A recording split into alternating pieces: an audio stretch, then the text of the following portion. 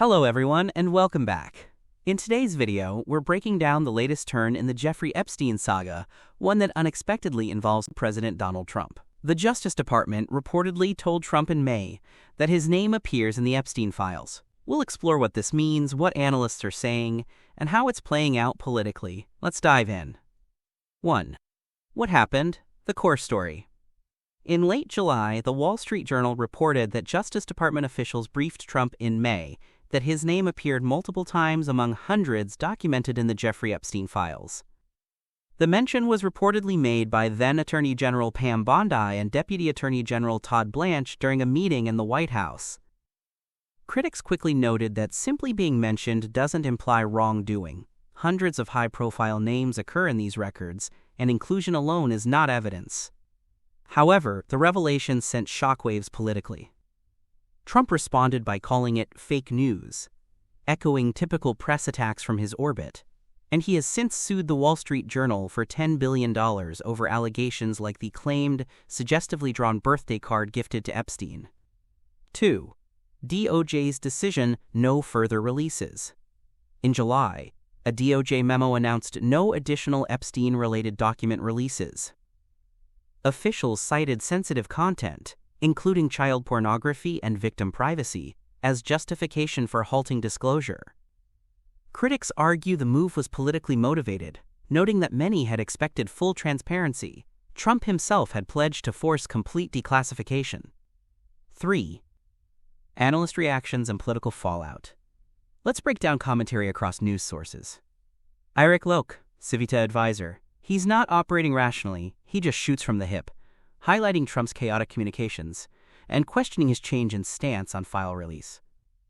Perry Stein, Washington Post, observed that Trump dismantled the traditional firewall between the White House and DOJ. That breakdown, she writes, leaves Trump tied politically to DOJ's controversial decisions, making it harder for him to deflect blame. AP's editorial consensus, a growing distrust in institutions fueled by secrecy, which Trump has fanned through conspiracy theories. This only amplifies public cynicism. The Guardian and The Independent highlight the irony. Trump now lashes out against conspiracy theories he once propagated. His denials risk alienating the base that once rallied around Epstein-related conspiracies. Analysts on MAGA backlash, grounded in a core identity built around moral crusades.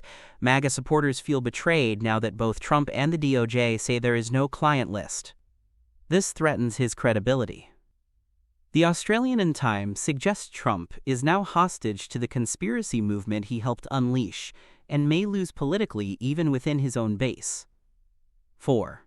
The context. Trump and Epstein's history. Trump and Epstein were social acquaintances in the 1990s. Epstein even attended Trump's 1993 wedding to Marla Maples.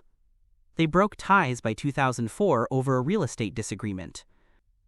Despite Trump's repeated denials, public records show at least one greeting card, "Happy birthday, may every day be another wonderful secret," allegedly sent to Epstein in 2003, an image that Trump claims he never authored.